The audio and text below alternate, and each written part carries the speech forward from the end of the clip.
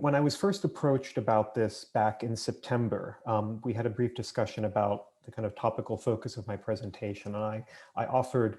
Sophie and Michael a couple of different options, one of which was an example, or one of which would have been a presentation based on a research project that I'm actually just wrapping up now, and I'll put up in the chat room a link to that. It's based at Georgetown University's Berkeley Center for Religion, Peace, and World Affairs. It's a project called the Geopolitics of Religious Soft Power, which looks at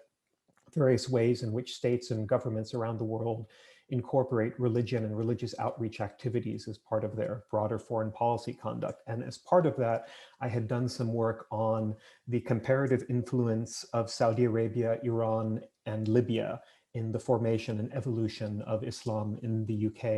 kind of from the 1960s through the 1990s. But I also offered Sophie and Michael the idea of possibly making the presentation of some initial ideas that are the basis of a research project that I hope will eventually evolve into my next book. And they ended up opting for that, which is great, but it just makes me a little bit more nervous than I would otherwise be, because rather than kind of presenting research findings that are nicely sewn up and pat and well rehearsed, I really am just sharing some initial thoughts on a kind of framing of a particular research problematic that I'm still very much feeling my way through. So in that sense, I am very eager to have your thoughts, your reactions, your feedback, your pushback. And I'm absolutely delighted that that portion of the presentation will not be recorded, simply because you may, after hearing me, just tell me that it's a load of trash and I really shouldn't continue with it. It's nice looking at the list of participants here to see some familiar names. I see Gary Bunt. Gary, it's great to see you. Thanks for being here. So let me go ahead and get started. As I'm sure many of you will be aware, the COVID-19 pandemic has had an enormous impact on many communities, British Muslim communities, not least of all.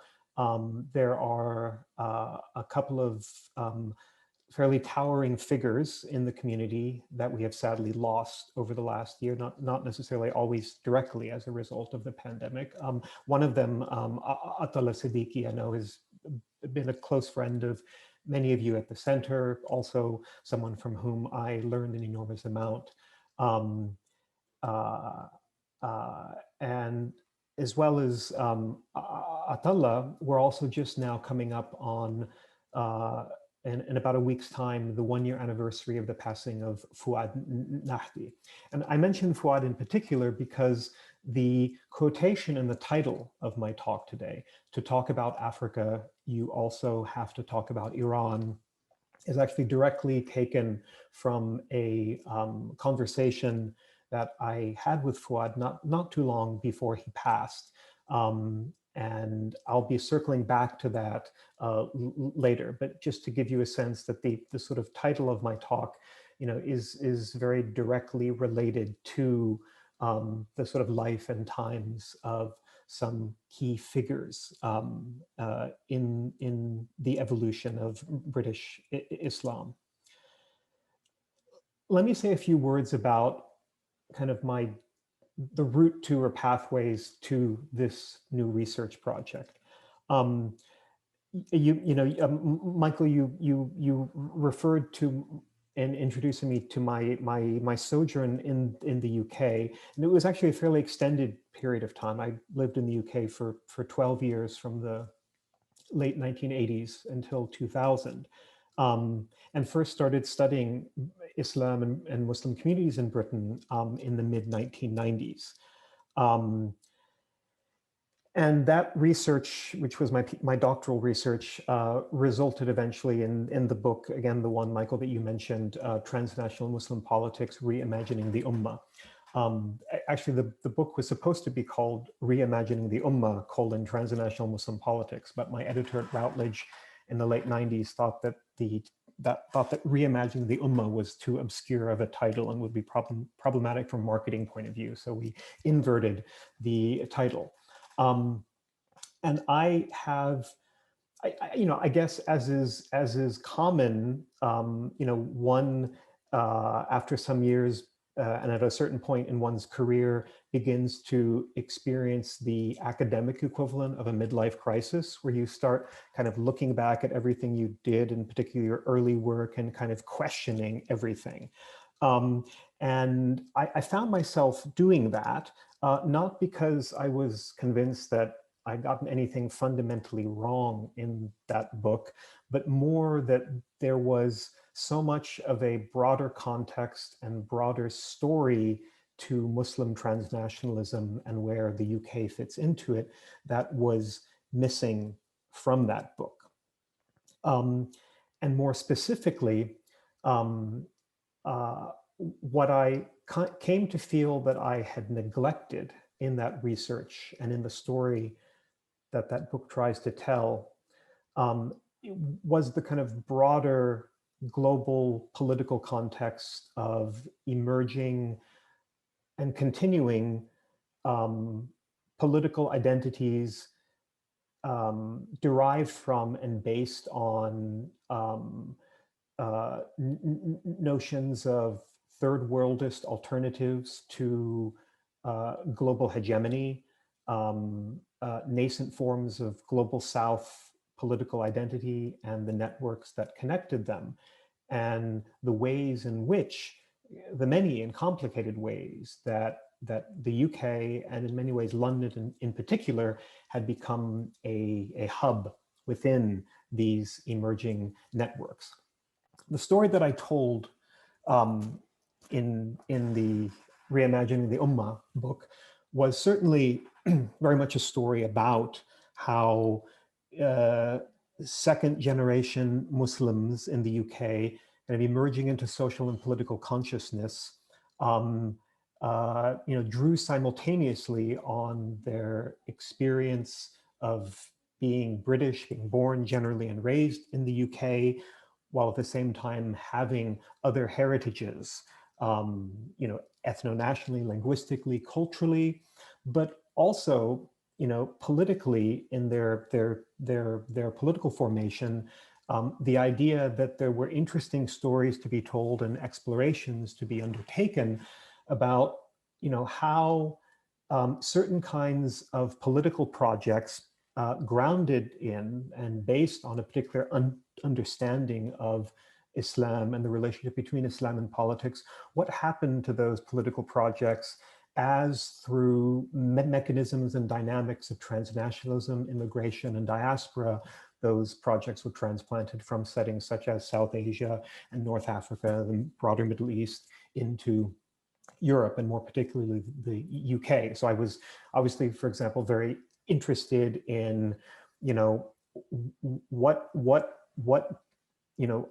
is there to be said about the diasporic generations of the diasporic generational evolution of, for example, the Jamaat Islami project, obviously originating in South Asia, but then coming to have a presence in the UK through a number of well-known groups and institutions that, of course, will be familiar to you, and the specifics of that I don't need to go into. So that was sort of very much the story that I was telling. But as my own research became more sort of global in scope, I started to find myself feeling overly constrained by the narrowness of the focus that I had on Islamism understood as transnational Jamaat Islami activism or networks, or transnational Muslim Brotherhood or Ikhwani networks. And obviously there was plenty of that going on, and plenty of it in the UK. But as I kind of did bits of research on other projects, including this Geopolitics of Religious Soft Power project, I kept coming upon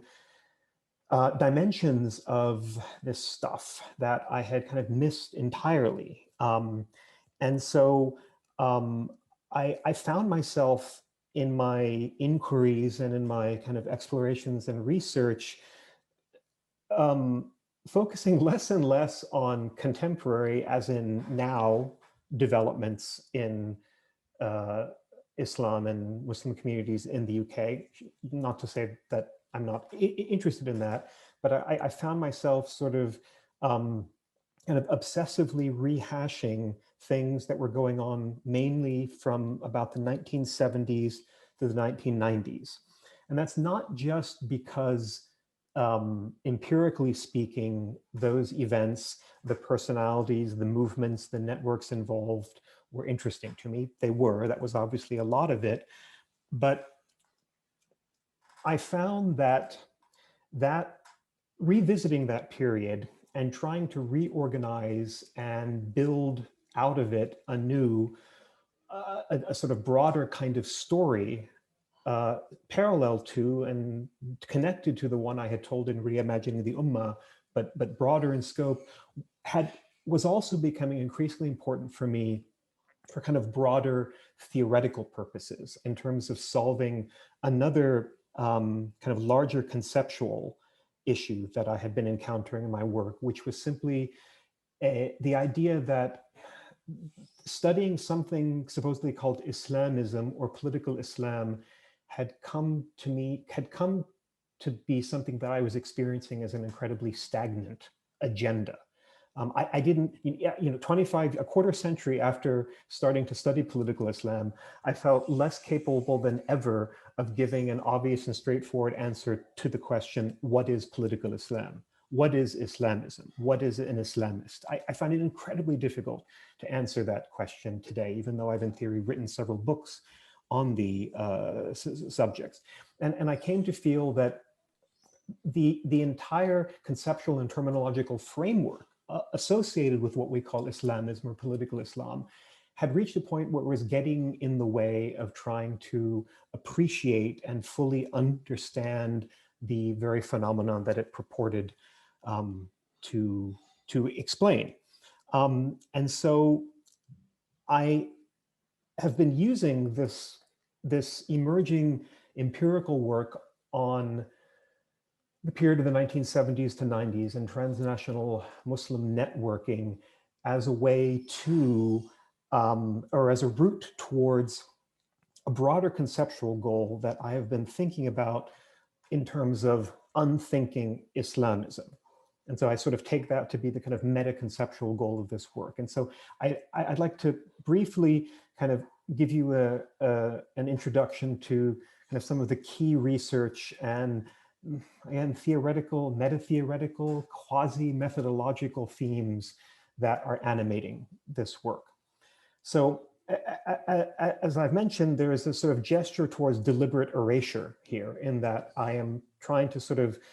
reveal and move past what I've increasingly come to experience as the conceptually constraining effects of the very concepts of political Islam and Islamism for a variety of reasons. Some of this is due to the fact that particularly with the post 9/11 securitization of Islam and Islamism, certainly in the American context in which I'm based, the term is deployed just as frequently, if not more frequently, in, for example, the popular media to refer to, for example, groups like ISIS and Al-Qaeda, which certainly represent manifestations of political Islam or Islamism. But for someone who works on this subject matter as a social scientist, and in my case, I guess when I moved from the UK to the US, I became categorized here as a comparative political scientist. That's what they told me I now was. That's the new title that kind of made me legible to the way that the United States does political science. And so, for comparative political scientists, Islamism as an ideological project, was generally thought of in terms of the family of intellectual traditions and group and movement phenomena associated with, precisely the Jamaat Islami and the Ikhwan al-Muslimin in the Arab world. Now this term had come to refer to such a broad panoply of trends and currents and entities that were so disparate and varying in their origins and their agendas and their intellectual reference points and their methods, their political methods, that it seemed to me that the term had come to lose almost all analytical utility, so deeply dissatisfying. Now, the realization of this is nothing new and not particularly striking. Already by the mid-1990s, i.e. when I was starting my work, a couple of scholars who have been mentors to me, one of them indeed, one of my PhD supervisors, James Piscatori, and the anthropologist Dale Eichelman, wrote a book called Muslim Politics, in which they were precisely trying to reorient or to make us more aware of the fact that the connection and the relationship and the coupling of Islam and politics, does not occur and cannot be reduced entirely simply to the gesture of Islamism understood as Muslim Brotherhood type politicking, but rather by focusing on the concept of Muslim politics, we are able to better appreciate the much more diverse and heterogeneous modes and methods and cases in which Muslims of many different backgrounds and political orientations articulate the language, the symbols, values, references of religion to, again, an incredibly diverse range of politics. So, turning the emphasis onto the Muslim and Muslim subjectivity rather than to some fixed thing called Islamism. Now, this was helpful. I think this was an important turn. And yet, I had come and have come to feel that there's a sort of missing in between where it is possible to talk about a realm of Islamic politics that is seeking to build a particular political project grounded in and reflective of a particular conception of Islam that is distinct from other kinds of politics, but which intersects with them in all kinds of very interesting ways. So this middle ground between Muslim politics being simply the political work and gestures and speech of people who happen to be Muslim, and Islamism understood as a very narrow and specific ideological project, Ikhwani, JI. It's the middle ground there that I'm trying to explore in this project. Another thing that I'm trying to do with this work is to resist what I call the taxonomic impulse in contemporary Islamic studies, and I'm sure you'll kind of get what I mean here. In that, I find that it's very common in our field of study that when we encounter examples of Muslimness that we seek to understand, engage with, and study, so often the first question asked is, well, what kind of Muslim? What kind of Islamicity are we engaging with here? Is it Ikhwani? Is it Salafi? Is it Sufi? This impulse to categorize and put a label, it just seems to be so overwhelming, whether it's sectarian, is it Sunni, Shi'i, what kind of Shi'i, what kind of Sunni? And I think it really gets in the way and has the effect of over-determining the way that we do our work in incredibly unhelpful ways. And so part of this project, and that kind of impulse to categorize, I would argue, is particularly prevalent with respect to political Islam, right? There's this specific taxonomy that, these groups and movements are all supposed to be fit into. And part of what I'm trying to do with this work is to just kind of throw that, either blow up or throw that whole framework out the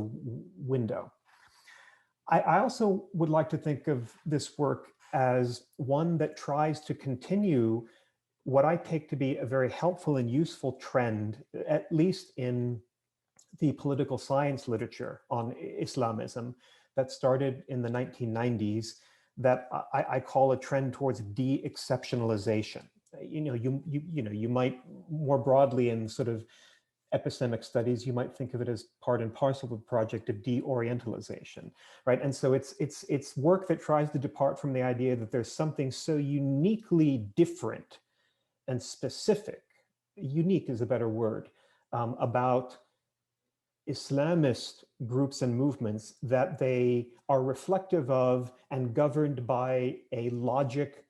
that is entirely of their own, and are illegible and cannot be explained by reference to kind of broader theories of political work. And what we saw from the early 90s in the work of people like Carrie Wickham and Ziad Munson, who used social movement theory to, I think, very helpfully explain and understand things about the Muslim Brotherhood, to the work that people like Gillian Schwedler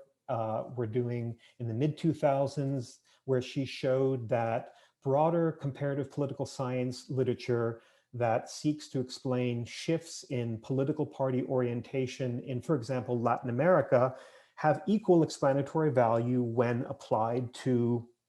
Islamist parties and movements in the Middle East and South Asia. So again, the idea that Islamist political actors tend to behave like other kinds of political actors, and the tools that we use to explain them, are equally useful when applied to the phenomenon of Islamism. What I want to do with this work is to kind of broaden that de-exceptionalizing trend, not theoretically by kind of showing that yet another set of political science theories are useful for studying Islamist movements, but rather to show that we can understand Islamist movements, or the groups that we call Islamists, by revealing the intellectual heterogeneity within these trends and movements. Again, something I encounter very frequently is the idea that if you take the intellectual genealogy of Salafi jihadism or the Ikhwan, you kind of get this story that has a bifurcation point in the 1970s, but then sort of reconnects with Said Qutb. And there's this kind of story that goes back to Hassan al-Banna and Rashid Ridda and Muhammad Abdu and Jamal al-Din al-Afghani, and this kind of genealogy that suddenly then leaps back to Ibn Taymiyyah, as if there's this sort of this linear connection that represents and defines everything idea-wise, ideationally, that's present within that trend. And so what I'm trying to do with this work is to suggest that we can understand political Islam, what we call Islamism, better by not trying to kind of create an isnad of the Hadith studies variety that will sort of tell you the chain of narration of ideas from, Rashid Ghanouchi back to whenever, but rather to explore and understand the way in which contemporary Islamic political thought and political activism came to be shaped and defined in good measure through the interactions that Islamic activists and ideologues had with a much broader set of political and ideological genres in the context of specific geopolitical moments and spaces, which leads me to kind of want to think about and to describe and define this work in terms of what I'm calling the reworlding of Muslim politics. And again, the kind of specific spatio-temporal context in which I'm trying to do this is kind of the 1970s to 90s, and it involves kind of looking at the relationships between a set of kind of political activists, publishing and organizational activities that have the UK as one of their hubs, but which is heavily informed by and in touch and in context with the broader world. Now, we have in the study of political Islam, in recent years, a whole set of theories and ideas about,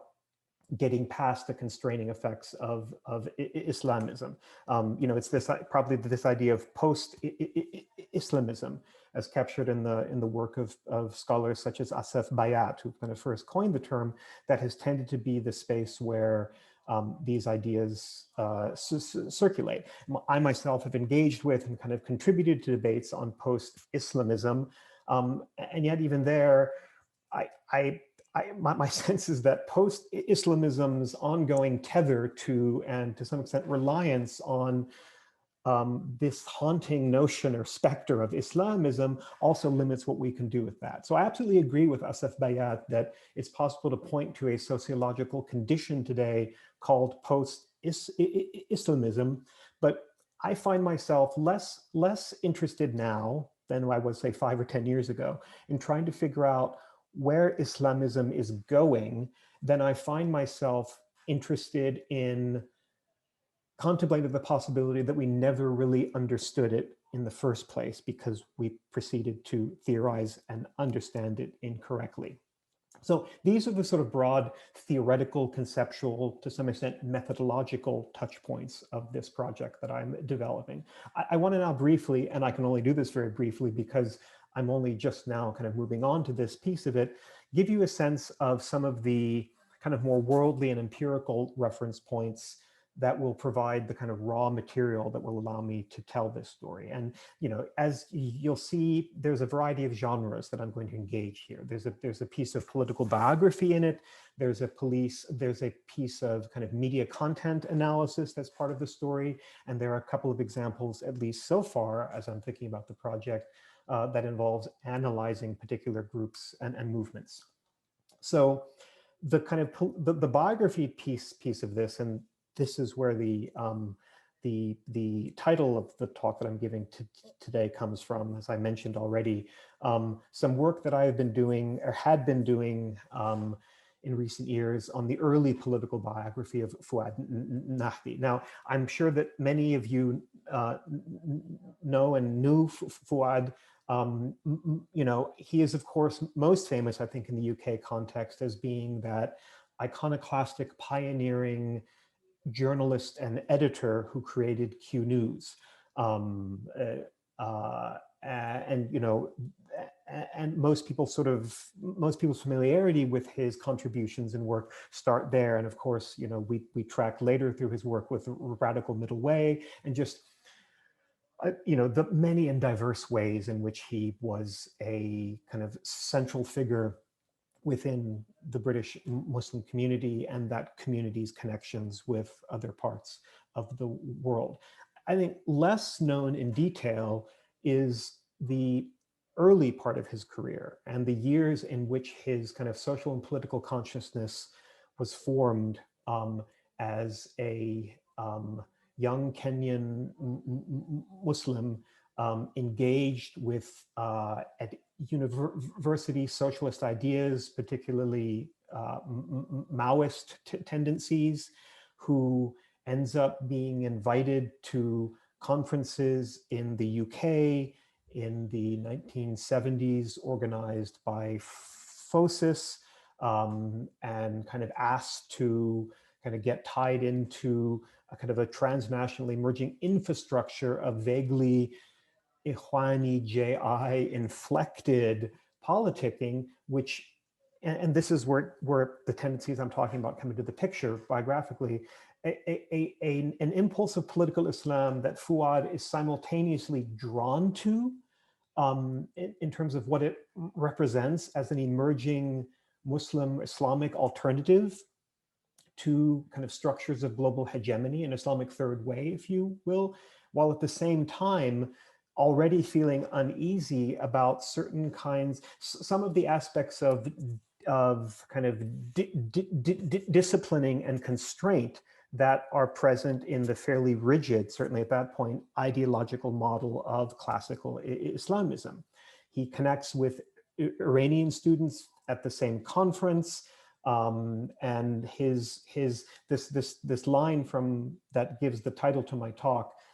in order to talk about Africa, you have to talk about Iran, comes from a confrontation that he had with the organizer on stage, with the organizer of this conference, where he had been told at the conference that he was supposed to, as sort of the delegate from Africa, give a report about the status of Islam and the Islamic cause in Africa. And Fuad instead uses his time to speak about what's going on in Iran and the way that the Shah, still in power at that point, is deploying the Iranian internal police to kill his political opponents, and that there was an emerging Islamic response to this that the Ummah essentially needs to respond to. And he gets chastised because he's supposed to talk about Africa. And his response is to say, in order to talk about Africa, we have to talk about Iran. And it's this sort of glimpse of this emerging transnational political consciousness. The story that I'm not going to go into detail here gets even more fascinating because it involves Fuad getting on a bus, heading to Paris, and meeting Khomeini himself a couple of weeks later. I had the opportunity to spend many hours with Fuad in 2019, kind of talking in great detail through this period of his life. And it just gave me a glimpse into, it helped to kind of solidify and help me to better understand the complexity of this realm that I was trying to get a grip on, and the ways in which it became impossible to simply, for example, from the 1970s to 90s, translate or to simply understand and explain impulses of Muslim transnational political activism that happen to involve figures connected to Middle East Ikhwani or South Asian JI networks. It was impossible to reduce the political impulses and connections and agendas to those particular ideological formations. Which leads me to the second component. And Michael, I realize we need to leave time for some discussion, so I will wrap up relatively soon. The second sort of empirical component to the project that I talk about in terms of writing the global Islamic movement explores UK and other Anglo-Commonwealth publishing hubs for, many of you will be familiar, of course, with Islamic movement magazines like Afkar Inquiry, again, published out of London, with Iranian financial support between 1984 and 1987. You, of course, also had the magazine Arabia, kind of founded almost as a rival at the same time, financially sponsored by the Saudis, which, at some level is a sort of reflection of the geo-religious rivalry that was emerging between Saudi Arabia and Iran in the aftermath of the Islamic Revolution in 1979. We have, of course, Crescent International, not UK-based editorial offices in Toronto, but heavily associated with Khalim Siddiqui, who, of course, is a central figure in the UK spatial context of this story. And it is interesting because it's the only one of these magazines that's still actively publishing in some format. Impact International, also edited in the UK. So an analysis of these magazines is part of the story, but I'm less interested, as I would have been 25 years ago, in how young British Muslims were involved and engaging with this stuff, and how this content was shaping their socio-political engagement in the UK context. What became fascinating to me is when I understood, through interviews I've been conducting with the early editorial team of Afkar Inquiry, that they quickly discovered that even though the magazine was edited in London, most of its most active and avid readership was outside the UK, and more specifically in the global South. So they had this huge reader base in Nigeria, a large reader base in South Africa. And what was fascinating to me is that British Muslim figures and some of these emerging kind of activist figures, activist journalist activist figures, whose existence could only really be described as transnational in orientation, were not only writing for Islamic movement magazines, but were also contributing to other publications associated with kind of broader third world movement discourse. So magazines like South, we have here the magazine Lotus, for those of you who read Arabic. This is the Al-Adab Al-Afriqi Al-Asiawi. So this is the Afro-Asia literature. So it's a literary magazine, that kind of taps into, from the late 60s through the 70s, these emerging kind of South-South solidarity discourses. And some of the figures associated with and writing actively in the Islamic movement magazines are also contributing to these spaces. And these spaces like South, others like Africa Events, that again, people like Fuad Nahdi had a key role in, were not necessarily particularly Islam or Islamist friendly spaces. A lot of them were socialist and leftist inflected and to some degree skeptical of religion. But the whole point is that, there was, yes, this ideational heterogeneity present, and yet at the same time, an enormous level of kind of shared commitment to the idea of identifying alternatives, a third way that resisted the hegemony of either the United States or the Soviet Union. Very briefly now, the other two sort of empirical sites that I'm considering to kind of build the project around would be an analysis of Black American Muslim internationalism, which is part of this story. It's commonly known through the internationalist dimensions of a figure like Malcolm X, who, in addition to obviously being a central figure in the American struggle for racial justice and civil rights, was simultaneously engaged with and in conversation with, and indeed understood his activism by its very nature to be part of a broader global project of national liberation and racial justice. And, at some point, the Malcolm X story, as many of you know, does pass through the UK and has some contact with some of the other figures in the cast of characters of the story that I've been outlining so far. But there is, after Malcolm, an ongoing history of Black American Muslim internationalism that is less known through, for example, the work of the Islamic Party of North America. I think usually when we think of the Ikhwan, or the Muslim Brotherhood movement in its North American instantiation,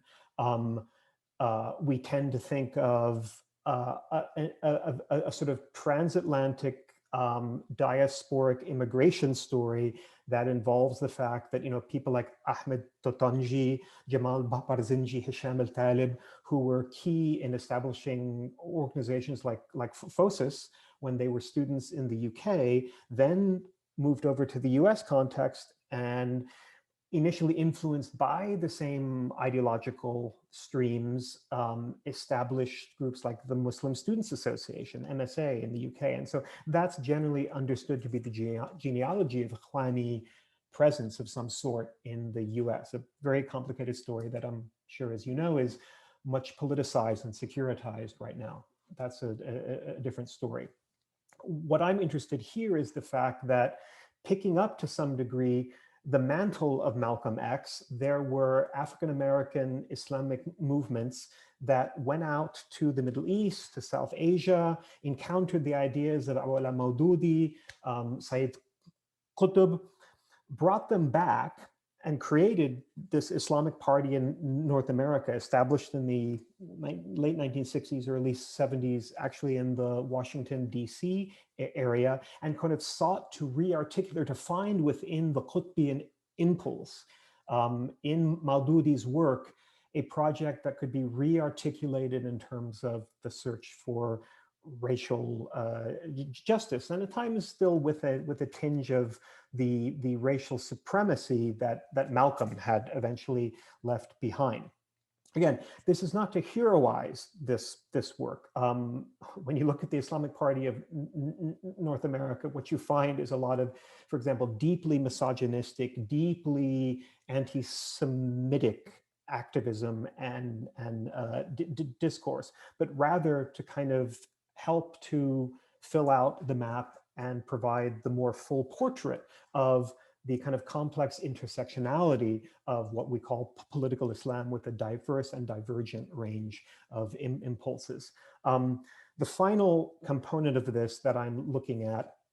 is the emergence from the 1980s of a trend that I'm sort of thematizing here in terms of transnational critical Islamic feminism, represented by the work of groups such as Women Living Under Muslim Law, a transnational advocacy network, which was simultaneously critical of hegemonic, patriarchal, conservative efforts to impose particular interpretations of Islamic law on women in particular ways, while being simultaneously critical of the kind of the secular fundamentalism present in universal human rights discourse. Work that, Walloum's work continues, and again, here's where the London piece fits in. As many of you will know, their kind of global coordinating office is based in the UK. And networks like Musawa continue that work. So finally, just to kind of wrap up here, and again, I'm sorry for going a little longer than I'd hoped to, but this is actually the first opportunity I've had to try and sketch out the entire project as a whole for a at least semi-public audience beyond. So this is the first time I'm kind of getting it from here out there. So really what I'm trying to do is to kind of say, look, I'm less interested these days in talking about Islamism as I am trying to understand something that we would better think about in terms of the global Islamic movement. And to understand the inherent heterogeneity of it that emerges as a function of the fact that it itself forms out of these diverse vectors of engagement between transnational forms of Islamic activism, some of whose names and acronyms we would recognize, but where the content of those politics and the impulses of that activism and the political imaginaries contained within it cannot simply be reduced to an ideological project defined in terms of Islamism as we have tended to think about and write about it to this point. So thank you very much for giving me the opportunity to kind of get this all out. And I'm grateful for your reactions, your feedbacks, as frank and as honest as you care to be.